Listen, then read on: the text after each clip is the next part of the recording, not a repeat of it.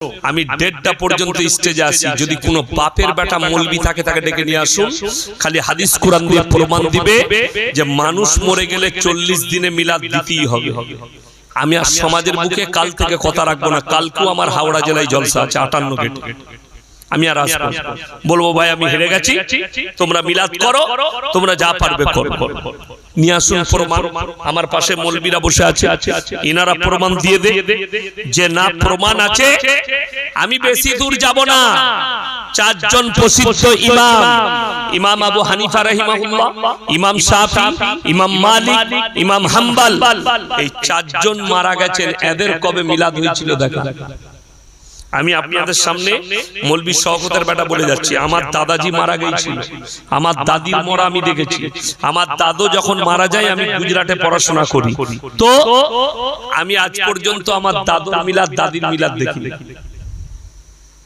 মৌলবীর বাপ মরে যাচ্ছে, যদি তোমার বাপের লেগে মিলাদ করতেই হয় তাহলে শওকত সাহেবের বাপের লেগে করতে হবে না, ইয়াসিন সাহেবের বাপের লেগে করতে হবে না।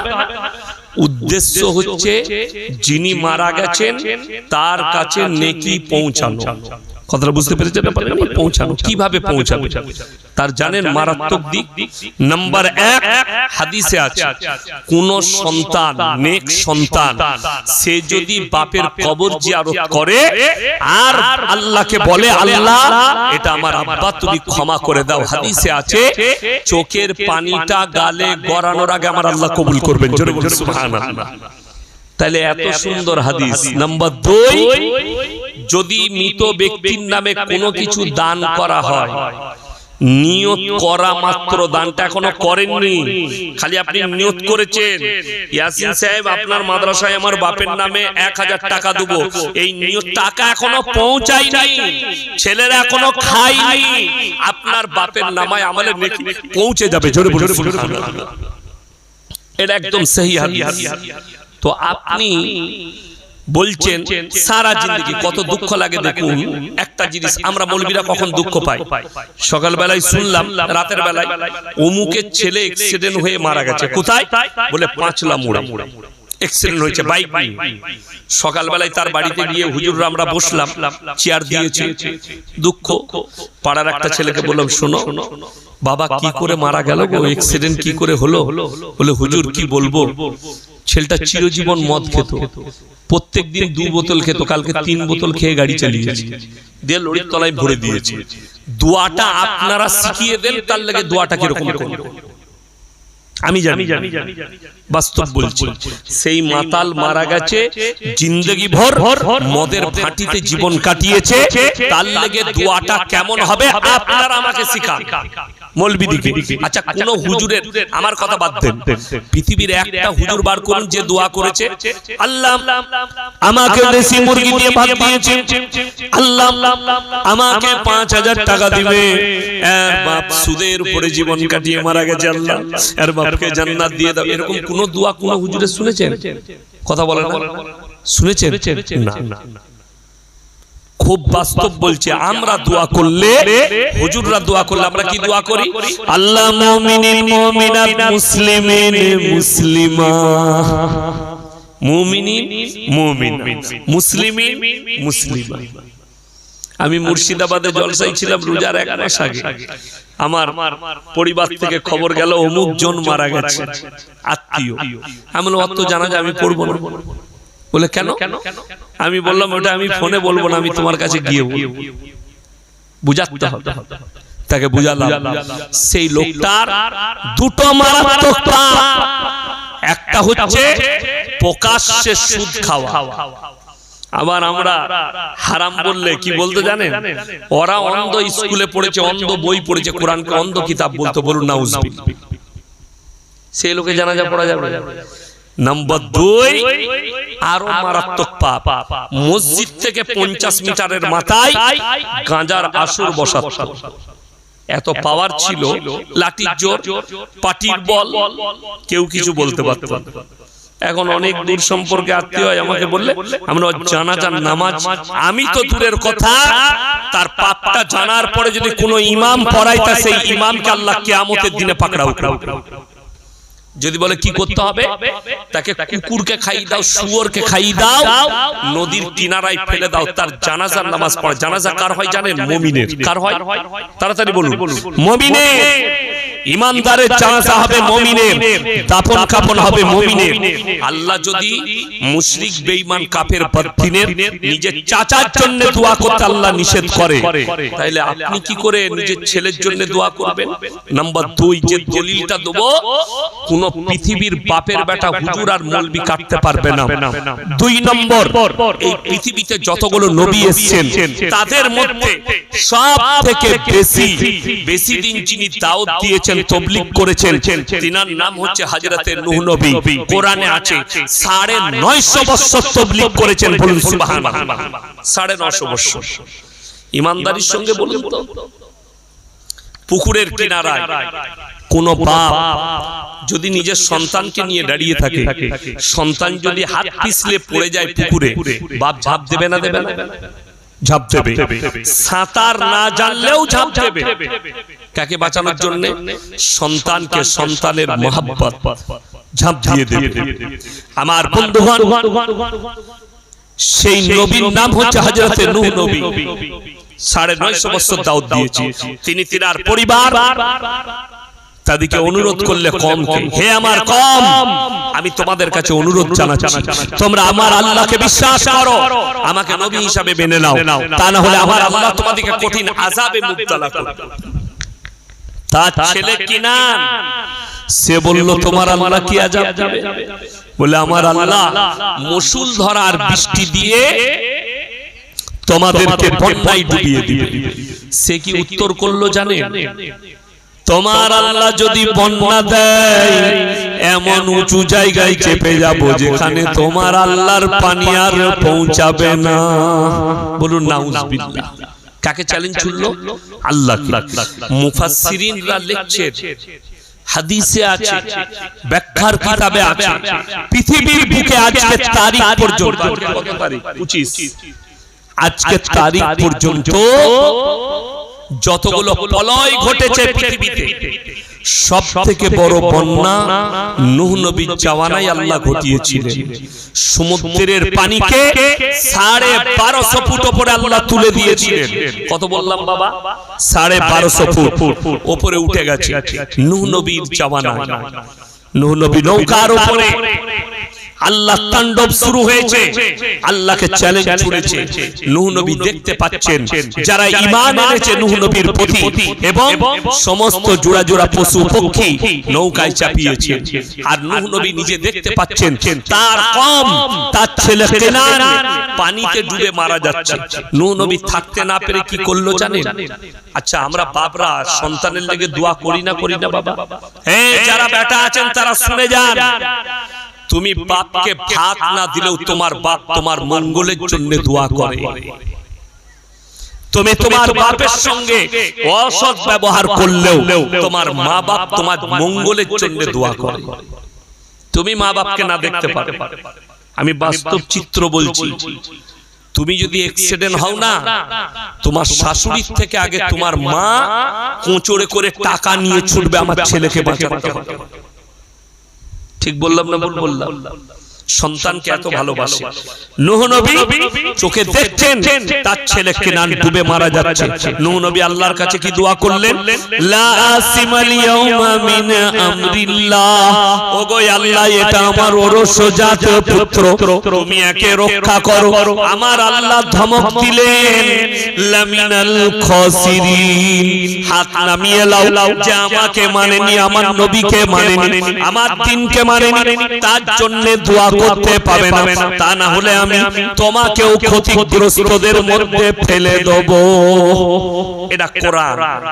আল্লাহ নিষেধ করলেন হাত নামিয়ে লাও, যেহেতু সে জালিম, সে আমাকে চ্যালেঞ্জ ছুড়েছে। নবী যদি নিজের ছেলের জন্য দোয়া করতে নিষেধ হয়ে যায়, ইয়াসিন কোন ক্ষেতের মুড়ি তোমাকে জান্নাতে নিয়ে যাবে? খুব সূক্ষ্মভাবে সবাই আমরা ভালো হব তো? বলুন তো ইনশাআল্লাহ। ভালো কর্ম করে, কাজ ভালো করে। আল্লাহর কাছে তিনটে পৃথিবীতে নিকৃষ্ট পাপ। কটা বললাম? কথা বলে তিনটে। এক নম্বর হচ্ছে শিরকের পাপ। কিসের পাপ? শিরক। শিরক কাকে বলে? আল্লাহর যে ক্ষমতা, সেই ক্ষমতার কোনো বস্তু কিংবা কোনো মানুষের আছে। যেমন আপনাদেরকে এক্সাম্পল দিন, আমি এখন বেঁচে আছি না মারা গেছি? কথা বলে বেঁচে আছি।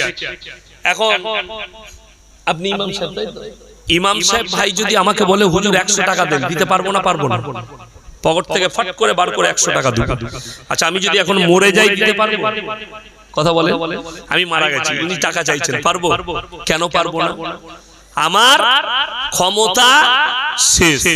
আচ্ছা, এইটা যদি মুসলমানরা বুঝে যে ইয়াসিন সাহেব বেঁচে থাকলে টাকা চাইলে টাকা দিতে পারতো, মারা গেছে ওর আর ক্ষমতা নেই, তাহলে আমি মরে গেলে আমার কবরে গিয়ে কি করে ছেলে চাস? কথা বুঝাতে পারলাম? আমার কবরে গিয়ে কি করে ভালো মন্দ চাইবে? আমার বন্ধুগণ, আমি খালি স্যাম্পল গুদা বাংলায় বুঝালাম। আল্লাহ ছাড়া ভালো মন্দ, কল্যাণ অকল্যাণের মালিক পৃথিবীতে কেউ নেই। যদি বলেন কোরআনের দলিল দেন, পারা নম্বর 17। কত বললাম? 17। একবারই শেষ রুকু, শেষ পৃষ্ঠা। ইয়া আইয়ুহান নাসু যুরিবা মাসালুন ফাসতামিউ লাহু ইন্নাল্লাযীনা তাদউনা মিন দুনিল্লাহি লা ইয়াখলুকু দুবাবাম ওয়ালা বিজতামাউ লাহু ওয়া ইয়াসলুবুহুমুদ দুবাবা শাইআন লা ইয়াস্তানকিদুহু মিন। হে পৃথিবীর মানুষ, তোমরা যাদেরকে ভালো মন্দের মালিক মনে করেছো তাদেরকে জিজ্ঞেস করো, তারা একটা মাছি পর্যন্ত সৃষ্টি করতে পারে না। কি কথা বললাম? কোরআনে এই শব্দ আছে, তারা মাছি সৃষ্টি করতে পারে না। আবার তার পরের লাফজটা আল্লাহ বলেছেন, মাছি সৃষ্টি অনেক দূরের কথা। মাছিরা যদি তাদের প্লেট থেকে কোনো জিনিস নিয়ে যায়, সেটাকে উদ্ধার করার মতন ক্ষমতা তাদের নেই। তারা হচ্ছে শক্তিহীন, আর আমি আল্লাহ হচ্ছি শক্তিশালী। আপনাদের এই রানীহাটি রোডে গেলে আবার হুগলিতে ঢোকা যাবে, যাবে না? যাবে। আমার বর্ধমান শেষ আর হুগলি শুরু। জায়গাটার নাম হচ্ছে 10 ঘোড়া। আমি ওখানে গত বছরে জলসা করতে গেছি, এর থেকেও দামি প্যান্ডেল।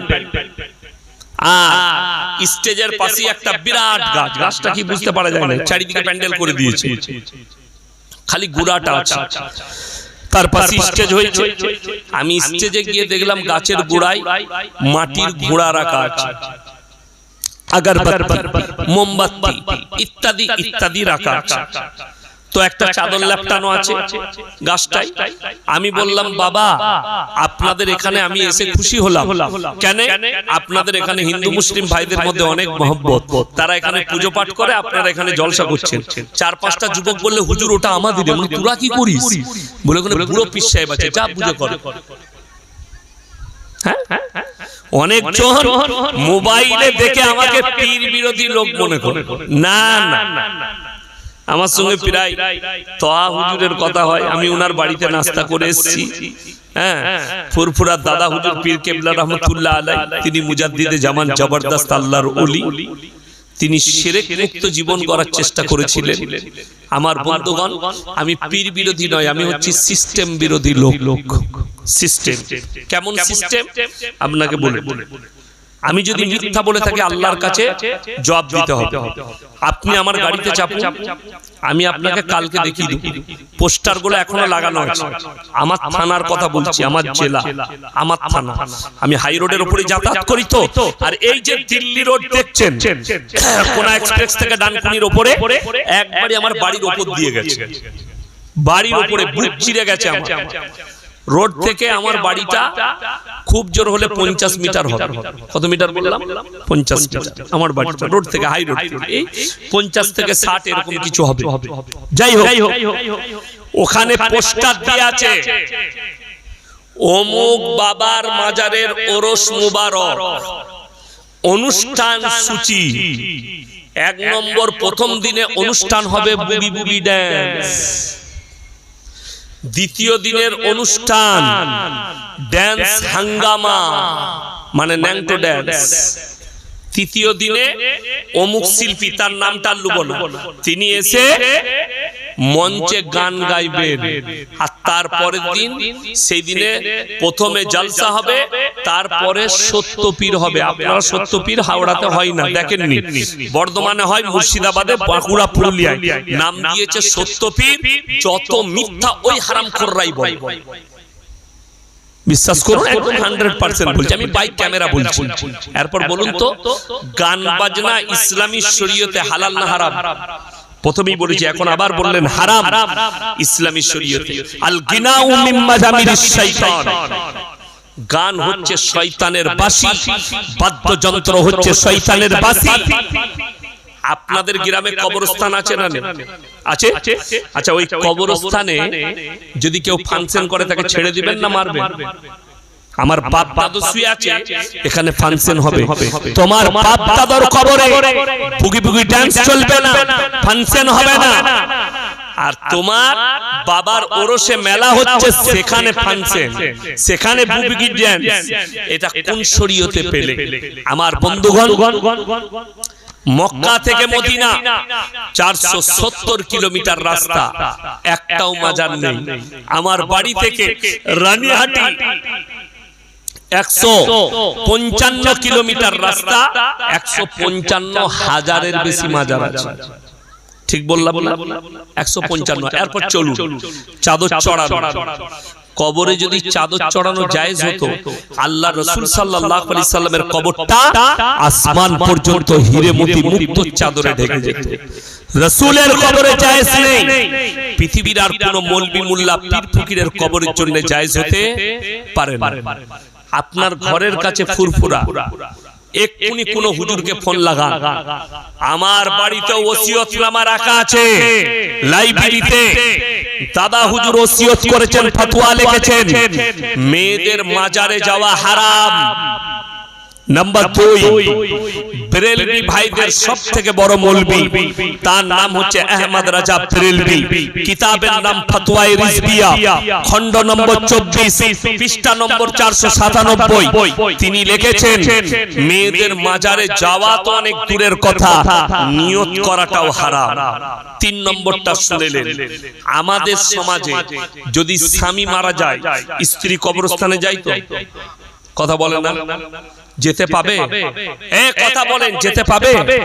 যেতে পাবে না, শরীয়তে জায়েজ নেই। বাপ মরে গেলে বিটি কবরস্থানে যেতে পাবে না। তাহলে ইয়াসিন মারা গেছে, আমার কবরে তোমার বউ কি করে যাবে? কথা বোঝাতে পারলাম? আমি গুদা বাংলায় বয়ান করছি যাতে আপনার ব্রেনে ঢুকে। আমার বন্ধুগণ, আল্লাহর কাছে যতগুলো পাপ আছে, নিকৃষ্ট পাপ হচ্ছে শিরকের পাপ। কেউ যদি একবার চুরি করে, একবার জিনা করে ফেলে, কেউ যদি কোনো ব্যক্তি একবার যদি কোনো রকমের কোনো পাপ করে ফেলে, গীবত করে ফেলে, আমার আল্লাহ ইচ্ছা করলে ক্ষমা করে দিতে পারেন। কিন্তু কোন ব্যক্তি জেনে শুনে যদি শিরক করে, আল্লাহ সেই শিরকের গুনাহ ক্ষমা করবেন না। আল্লাহ ব্যতীত ভালো মন্দের মালিক পৃথিবীতে কেউ নেই, এইটা বিশ্বাস। এখন আমাদের সমাজে, সমাজটা ধ্বংস অর্ধেক কিসে হলো জানেন? এখনই বলে দিলে আমার দাওয়াত কমে যাবে। কেন বলুন? হাদিসুন নিসা। হাদিসুন নিসা মানে বুঝেছেন? এই মৌলবীরা বুঝে গেছে, আপনারা বুঝবেন। হাদিসুন নিসা মানে হচ্ছে মেয়েদের হাদিস, আমাদের হাদিস। নিসা মানে হচ্ছে মেয়ে, কি বুঝলে? নিসা নেসা দুটো। এই হাদিসুন নিসা, সূরা নিসা মেয়েদের নামে আছে। এদের হাদিসে অর্ধেক দুনিয়া ধ্বংস হয়ে গেল। এসআইআরে এমনি নামেই চাপ না, নানি একটা নাম রেখেছে, দাদি একটা নাম রেখেছে। তবে তো কেন 2 বিয়ানে ঝামেলা? বর্ষাকালে ছেলে হয়েছে, নাম রেখেছে বর্ষা। আর নানি যখন শুনলে দাদি নাম রেখেছে বর্ষা, না নামটা ভালো হয়নি, ও নাম রাখলে ফুলটুসি। তো ওর নামটা এসআইআরে ডাক পড়বে না, তা কার পড়বে? আপনাকে আমি ইমানদারির সঙ্গে বলছি, গোটা পাঁচলা থানায় একটা হিন্দু ভাইয়ের নাম আপনি দেখিয়ে দেন তো। আব্দুর রহমান আছে? আছে? কথা বলে না? আছে? কোন দলিত ভাইয়ের নাম আব্দুর রহমান আছে? আব্দুল জব্বার আছে? আব্দুল সত্তার আছে? নাই। আর মুসলমানদের শুনলেন না, বল্টু, ঝন্টু, ফন্টু, সন্টু, কালো, তেল, সাদা, লাল সব মাল আছে। ঠিক বললাম না ভুল বললাম? আমি দিনাজপুরে এক জায়গায় জলসা করতে গেছি, তো মাদ্রাসার আদায় করছি, একজন বলে কালো 1000 টাকা। মানে সাদা মালটা কোথায় গেল? কে নাম রেখেছে নিজে জানে, ওর ভালো নাম। মালিকরা কি বলে জানে? মুনির কোথায় পায়খানা করবো গো? বলছে কেন নেবে? ও তো মসজিদের পায়খানা ঘরগুলো খোলা আছে, করে দিয়ে চলে। এটা আমি সত্য ঘটনা বলছি, আমার এলাকার কথা বলছি, বলছি থানা। মুনিশ খাটতে এইছে, তাকে মসজিদের পায়খানাটা দেখাইছে, নামাজ পড়ে না, মসজিদে গিয়ে হেগে আসছে। আমি এরকম মুসলমান দেখিয়ে দেবো, নামাজ 5 ওয়াক্ত পড়ে না, কিন্তু ফজরের সময় মসজিদের পায়খানা করে পালিয়ে যাচ্ছে চায়ের দোকানে। কেন? ওই যে ওর বাপের মসজিদ।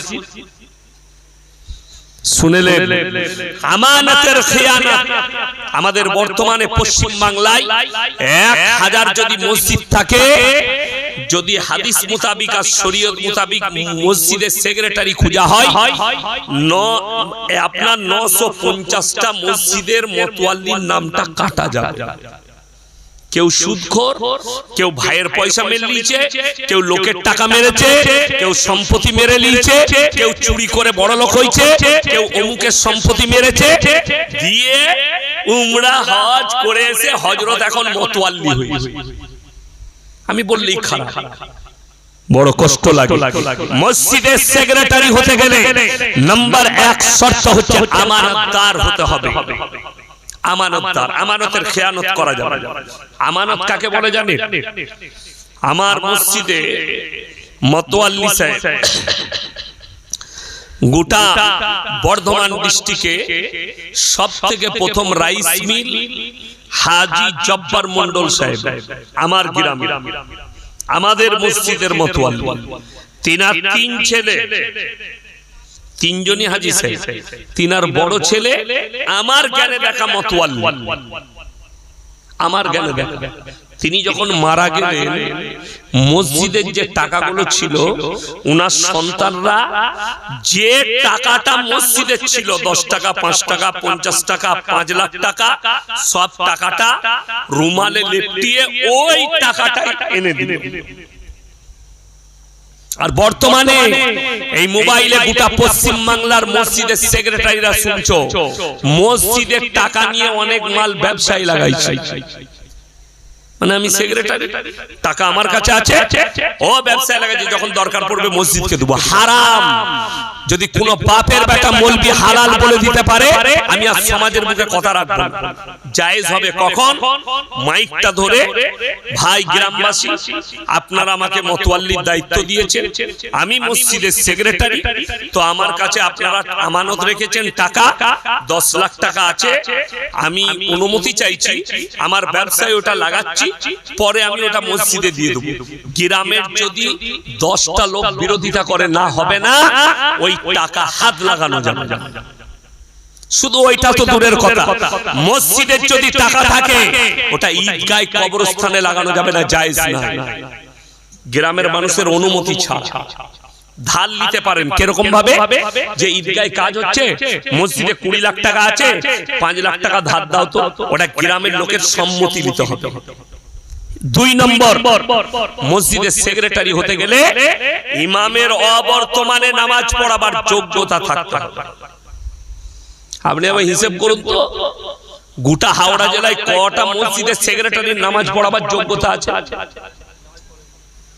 আবার অনেক আছে, ও তো নামাজই পড়ে না।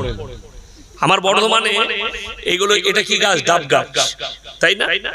একটা মসজিদ, আমি জায়গার নাম করব না, রেকর্ডিং হচ্ছে, একটা মসজিদ, সেই মসজিদের পাশে 40টা তাল গাছ, পুকুর, মসজিদের পুকুর, বড় পুকুর, মসজিদের পাশে 40টা তাল গাছ। মসজিদের যে সেক্রেটারি, এই গ্রীষ্মকাল আসছে, বৈশাখ জ্যৈষ্ঠ মাসে দেখবেন সাঁওতাল ভাইরা, আদিবাসীরা, তারা গাছেতে রস টাঙে। রস মানে মদ, ওটাকে তাড়ি বলা হয়। এই তারি টাঙে ওই মদ, সে 40টা গাছ কন্টেকে দিয়েছে 2000 করে, মাসে 80,000 টাকা দিবে। 2 মাস রস টাঙবে, নাইলে 1 মাস 80,000। আর আমাকে প্রত্যেকদিন 1 হাঁড়ি করে দিবি, মানে ও হারাম করে মদ খায়। এটা মসজিদের সেক্রেটারি কথা বলছেন। সে যদি শুনে আর তুমি যদি হালালের আওলাদ হও, ইস্তেগফার করে ফিরে এসো, তা না হলে কবরে যাওয়ার পরে বুঝতে পারবে যে তুমি কত বড় আমানতের খেয়ানত করেছো। এই মদ বেচা পয়সা আরে মসজিদে তো দূরের কথা, গ্রামের রাস্তায় লাগানো যাবে না, যে রাস্তায় মুমিনরা পেদল চলে, হেঁটে যায়। অথচ হারামখোর ওই টাকা মসজিদে লাগাচ্ছে, নিজের কারোবারে লাগাচ্ছে। খুব সাবধান, আমানতদার হতে হবে। আমার বন্ধুগণ, আমি যেটা বলছিলাম, হারাম থেকে সবাই নিজেকে অ্যাভয়েড করব বলুন ইনশাআল্লাহ। দেখুন, আমি আমার বাপ দাদুর গল্প বলবো, আমার 2.5 লাখের বেশি জলসা ছুটছে, একটা খুলে দেখান যে আমি বাপ দাদুর গল্প বলেছি বলি। আজকে আমি যার কথা বলবো তিনি হচ্ছেন পৃথিবীর আদি থেকে অন্ত পর্যন্ত সৃষ্টির শ্রেষ্ঠ হযরতে মুহাম্মদ মুস্তাফা সকলে বলুন সাল্লাল্লাহু আলাইহি ওয়াসাল্লাম। আল্লাহ নবী, আপনি বলছেন আমাদের দেশে জান্নাতে যাবার 2টো লাইন আছে। কটা লাইন বললাম? জান্নাতে যাবার 2টো লাইন। একটা হচ্ছে মৌলবীদিকে দাওয়াত করে দাও, মিলাদ পড়িয়ে জান্নাতে যাব। কি পড়িয়ে? মিলাদ পড়িয়ে। হুজুরকে দাওয়াত দাও, সারা জিন্দেগি সুদের উপরে জীবন কাটিয়ে মারা গেল, হারাম জানার পরে সারা জিন্দেগি মদের ভাটিতে জীবন কাটিয়ে মারা গেল, আর ইয়াসিন সাহেবকে মিলাদে দাওয়াত দিয়ে জান্নাতে পাঠাবেন? আমি অত দূর নিয়ে যাব।